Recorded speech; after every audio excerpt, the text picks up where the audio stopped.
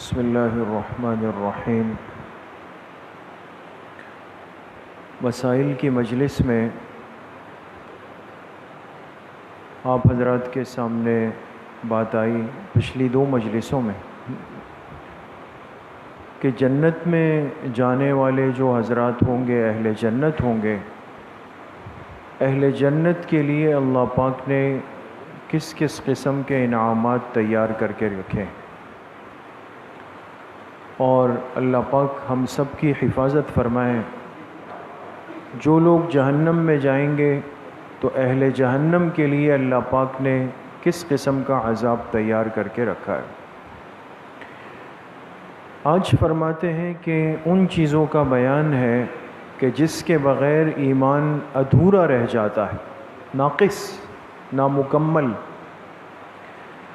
تو وہ کون سی باتیں ہیں جو ہمارے ایمان کو مکمل کرنے والی ہیں، اور اس کو محدثین نے لکھا مکملات ایمان، وہ باتیں جو ایمان کی تکمیل کا ذریعہ ہے۔ چونکہ ایمان ہی بنیاد ہے انسان کے لیے آخرت کے فیصلے کا، تو مکملات ایمان کو آج جاننا بہت ضروری ہے، اس لیے کہ وہ باتیں جو احادیث میں جناب رسول اللہ صلی اللہ علیہ وسلم نے بیان فرمائی ہیں، اگر وہ باتیں مکمل طور پر ہماری زندگی کا حصہ نہیں ہے تو اس کا ایک ہی مطلب ہے کہ ہمارے ایمان میں ایک نقص ہے۔ ایمان تو ہے، نفس ایمان تو ہے، لیکن کامل ایمان نہیں۔ تو ایمان کو کامل کرنے کا، مکمل کرنے کا طریقہ کیا ہے، وہ کون سی چیزیں ہیں؟ آج کی مجلس میں ان چیزوں کا بیان آپ حضرات کے سامنے شروع ہو رہا ہے۔ حدیث پاک میں جناب رسول اللہ صلی اللہ علیہ وسلم نے فرمایا کہ 70 سے زیادہ باتیں ہیں جو ایمان سے متعلق ہیں، یعنی ایمان کا شعبہ ہے۔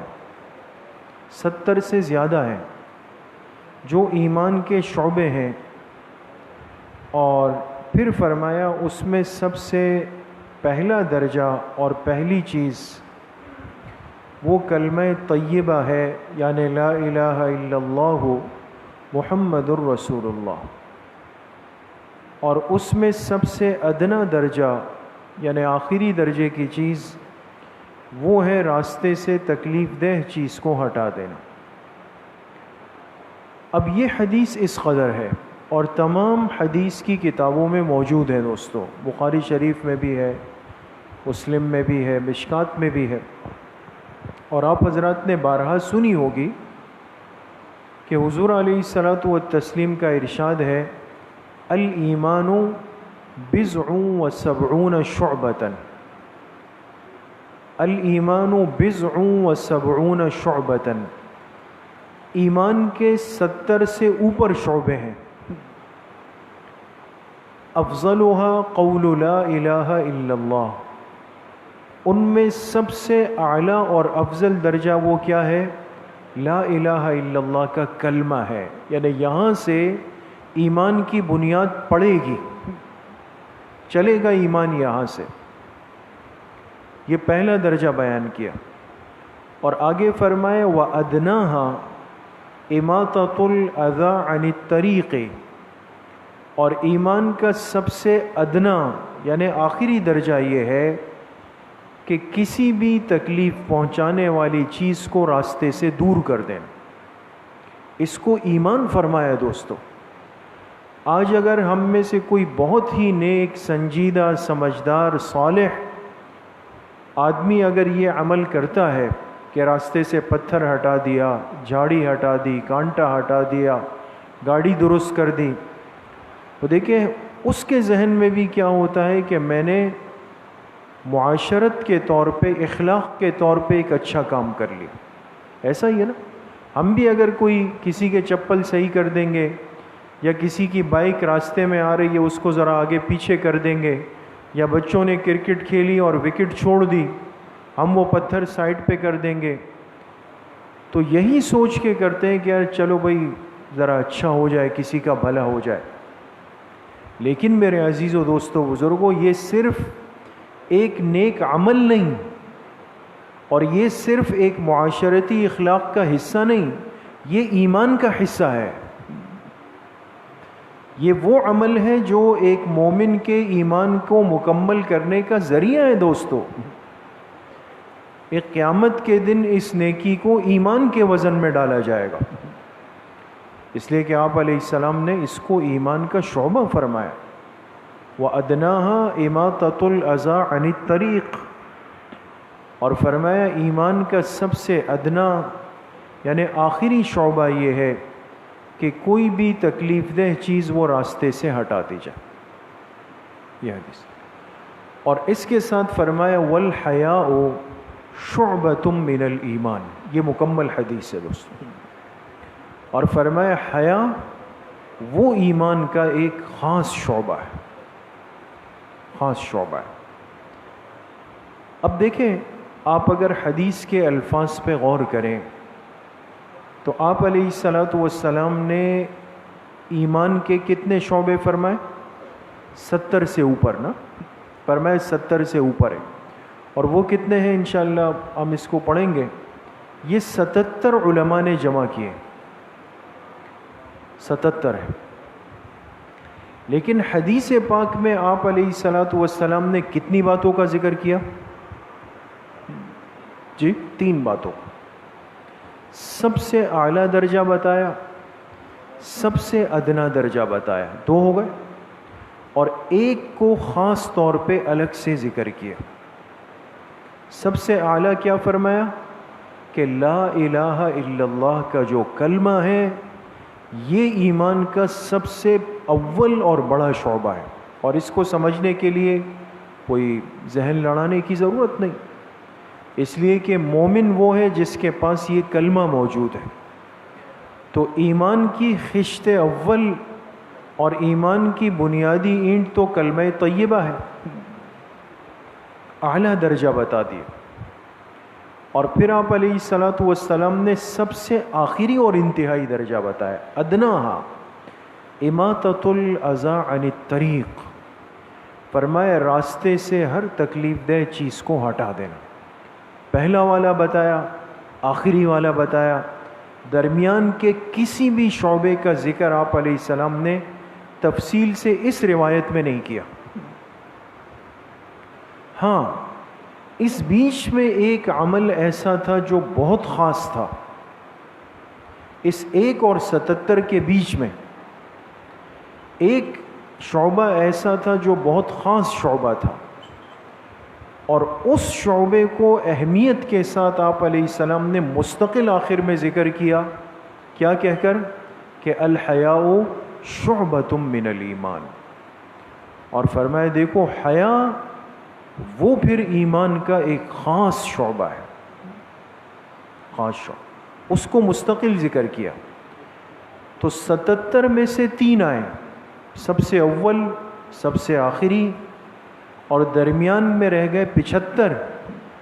ان 75 میں سے آپ علیہ السلام نے صرف کتنے ذکر کیے؟ 1 ذکر کیا، اور وہ حیا کو ذکر کیا۔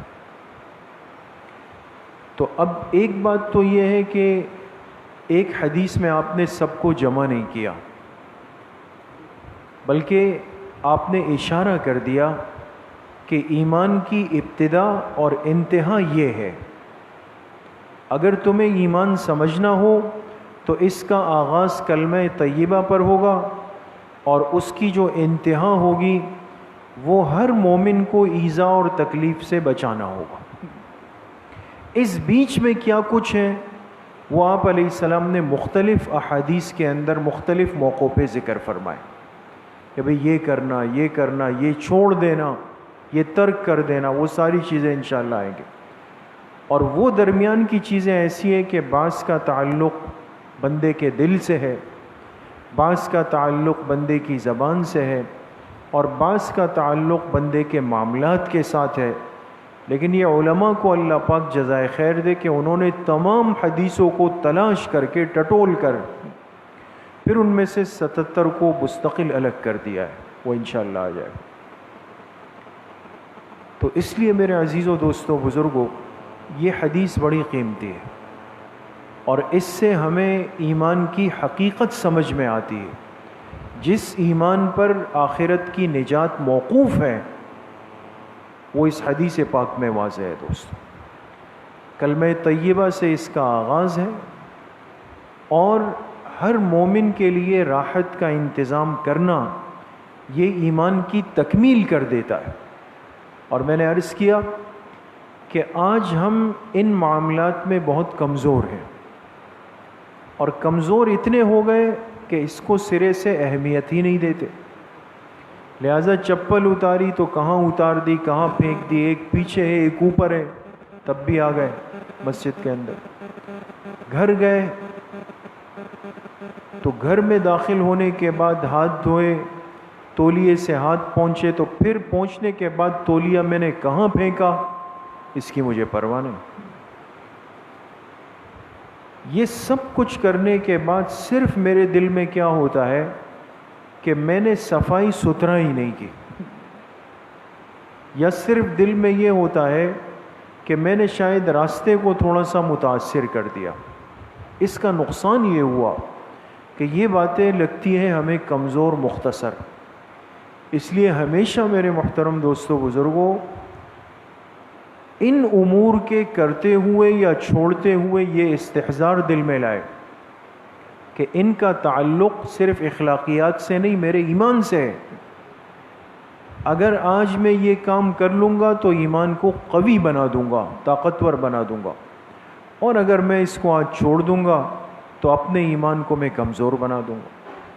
تو آج اگر مذاکرے اس بات کے ہوں, ترغیب اس بات کی چلیں, اور ہم اس بات کو آپس میں دہرائیں کہ بھئی یہ صرف ہماری طبیعت اور مزاج اور ذوق نہیں, یہ ہمارا ایمانی تقاضا ہے.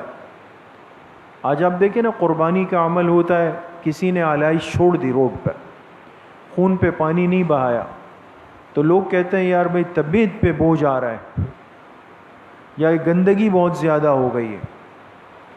تو صرف اس کو ایک ظاہری صفائی ستھرائی تک محدود, اس کا مفہوم محدود ہو جاتا ہے دوستو, وہ وہیں تک محدود ہو جاتا ہے. اس لیے آپ حضرات نے غور نہیں کیا کہ آپ علیہ الصلاۃ والسلام نے طہارت کے لیے کیا فرمایا, الطہور شطر الایمان. وہاں بھی ایمان کا تذکرہ ہے. فرمائے طہارت اور پاکیزگی تو ایمان کا حصہ ہے, اور ایک روایت میں نصف الایمان, یہ تو آدھا ایمان ہے. تو آج کا مسلمان اگر ان باتوں کو ایمان کا حصہ سمجھے تو ضرور اپنے اس عمل پہ غور کرے گا, نظر ثانی کرے گا. ہم صرف اس کو ایک معاشرتی کمزوری, معاشرے کی خرابی, گندگی, صفائی ستھرائی کے عنوان سے بار بار بیان کرتے ہیں, تو اس لیے اس کی وہ حیثیت, وہ جگہ نہیں بن پا رہی ہے دوستو. تو ایک تو اس حدیث کو سمجھنے کے بعد کم از کم میں اور آپ اگر ہم سمجھیں تو ہم تو اتنا عزم اور ارادہ کر لیں کہ بھائی آج کے بعد ان کمزوریوں کی اصلاح کریں گے انشاءاللہ. اور اس لیے کریں گے کہ اس کا تعلق کس سے ہے, ہمارے ایمان کے ساتھ. اس سے میرے ایمان کو تقویت ملتی ہے یا اس سے میرے ایمان کو نقصان پہنچتا ہے. آخری بات یہ کہ آپ علیہ السلام نے درمیان کے تمام شعبوں کا ذکر نہیں کیا, لیکن ایک کو لیا, اور وہ کس کو لیا, حیا. فرمایا حیا ایمان کا خاص شعبہ ہے. اب ایک علمی سوال ہے اور ہر مسلمان کو سمجھنا چاہیے دوست کہ ان تمام باتوں کے بیچ میں آپ دیکھیں نماز بھی آتی ہے, جہاد بھی ہے, زکوٰۃ بھی ہے, دعوت بھی ہے, ساری باتیں, لیکن خاص کیا آپ نے حیا کو. وجہ کیا ہے, اس کی کیا وجہ ہے؟ یہ بڑی نکتے کی بات جو محدثین نے لکھی. فرمایا اس کی وجہ یہ ہے کہ حیا ایک وصف تو ہے, ایک وصف ہے, لیکن اس کے ساتھ ساتھ اللہ پاک نے حیا میں ایک اور طاقت بھی رکھی, حیا میں. اور وہ طاقت کیا ہے کہ اس کے ساتھ ایمان کے باقی جتنے شعبے ہیں، اس سے پہلے بھی اور اس کے بعد بھی، اس 77 کے مابین اس کے علاوہ جتنے شعبے ہیں، ان تمام شعبوں کو طاقت ملتی ہے اس حیا کے ذریعے سے. یہ مقوی ہے اس کے لیے. آپ نے دیکھا ہوگا نا، ڈاکٹر دوائی دیتا ہے، پرہیز بتاتا ہے، اور پھر ایک الگ سے چیز بتائے گا کہ بھئی اس کے ساتھ ساتھ آپ رات کو 1 گلاس نیم گرم دودھ کا اہتمام کریں. حالانکہ دودھ نہ دوائی کا حصہ ہے نہ پرہیز کا حصہ ہے، لیکن دودھ کیا ہے؟ اس دوائی کو بھی طاقت دیتا ہے، اس پرہیز کو بھی قیمتی بنا دیتا ہے. حیا وہ وصف ہے اللہ پاک کی طرف سے کہ جس کے بارے میں علماء نے لکھا کہ یہ دین کے تمام شعبوں کے اندر تقویت اور طاقت پیدا کر دیتا ہے. یہ طاقتور ہوتا ہے، تمام شعبے زندہ ہوتے ہیں، مضبوط ہوتے ہیں. یہ کمزور ہوتا ہے، تمام شعبے خود بخود کمزور ہوتے چلے جاتے ہیں. اس لیے ایک بالکل سادہ سی بات ہے، آپ اگر غور کریں، آج دنیا بھر کا باطل اور عالم کفر، اس نے نہ ہمارے نماز پہ روک ٹوک کی ہے، نہ زکوٰۃ پہ کی ہے، نہ حج پہ کی ہے، کسی چیز پر نہیں کی. اس نے جو ڈاکہ ڈالا ہے وہ حیا پہ ڈال دیا ہے. بے حیائی کو اتنا پروموٹ کیا گیا، اور بے حیائی کی اتنی دعوت چل رہی ہے، اور بے حیائی کے اتنے راستے بن رہے ہیں، اور بے حیائی کے لیے اب باقاعدہ اتنی جرأت ہوئی کہ قانون سازی کا عمل آ رہا ہے. آپ جانتے ہیں پچھلے جمعے بات ہوئی، ہم تو بالکل غافل بے خبر ہیں، کھا رہے پی رہے گھوم رہے، تو جب چور پوری طرح ہماری جیب کاٹ کے ہمیں محروم کرتا ہے پھر ہم چیختے ہیں وہ یہ کیا ہو گیا. دائیں بائیں کی کوئی خبر نہیں. اس لیے کہ اس مومن کے اندر سے حیا نکلے گی، باقی شعبے خود بخود کمزور ہو جائیں گے.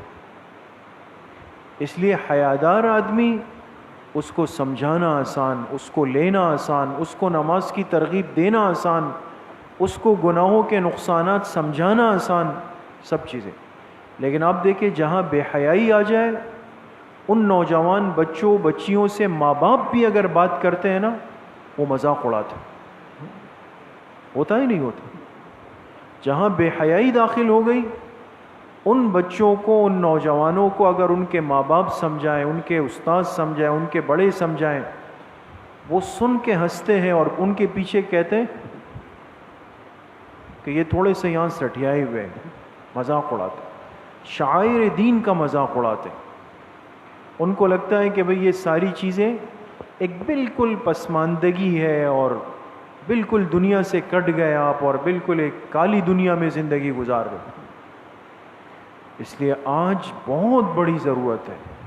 جتنی محنت وہ بے حیائی کی کر رہے ہیں، میرے خیال میں اس کا ایک نہیں، ایک کا بھی اگر آپ 100واں حصہ نکالیں، اتنی محنت بھی حیا پر نہیں ہو رہی ہے. بس نہیں ہو رہی.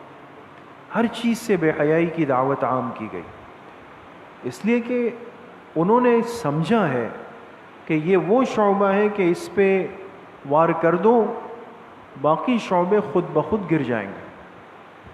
تو ایک نوجوان اگر بے حیا بن جائے، خدا نخواستہ، یہ مسجد سے ضرور کٹے گا، اس کو الگ سے بولنا نہیں پڑے گا. یہ اعمال سے خود بخود کٹے گا. اس کی آنکھیں خود غلط استعمال ہوگی، اس کا دماغ، اس کی شرمگاہ، اس کا پیٹ، اس کا جسم، وہ ضرور حرام میں جا کے گر جائے گا. کیوں؟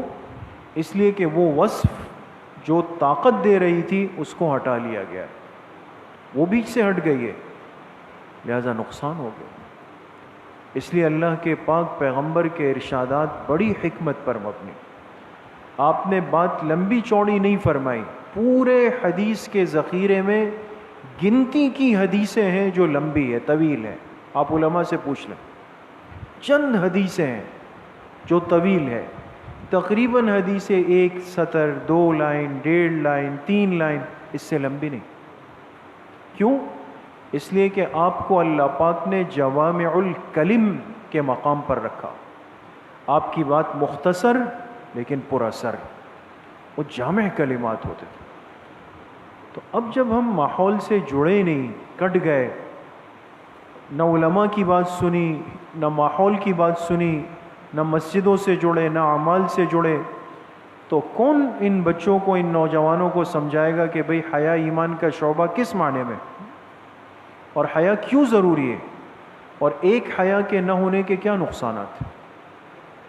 اس لیے میرے عزیزوں، دوستوں، بزرگوں، جہاں تک اللہ نے ہمیں اختیار دیا ہے، ہمیں حکومت دی ہے، بھائی وہ حکومت تو ہم نہیں کر سکتے، لیکن گھر پہ تو حکومت ہے نا، بچوں پر تو حکومت ہے، بیوی پر تو حکومت ہے، جہاں تک ہماری بات چل سکتی ہے وہاں تو ہم اپنا حکم چلا لیں، ترغیب چلا لیں، ماحول بنا لیں، مستورات پر، بچوں پر، بچیوں پر محنت کریں، ان کو ماحول سے جوڑیں، رات گھر جانے کے بعد سب کے نمازوں کی ترتیب پوچھیں، کس نے آج نمازوں میں کوتاہی کی ہے، غفلت کی ہے، ساری باتیں تعلیم کے حلقے گھروں میں قائم کریں، رات 10 منٹ بیٹھ کر اعمال، فضائل اعمال کی تعلیم ہو، جو بات آج آپ کو دین کی سمجھ آئی ہو اس کا مذاکرہ ہو جائے، اس کا اثر ہوگا۔ کوشش کریں گے ساتھی انشاءاللہ، اللہ پاک صحیح عمل کی توفیق نصیب فرمائے۔ الحمدللہ رب العالمین، والصلاة والسلام علی سید الانبیاء۔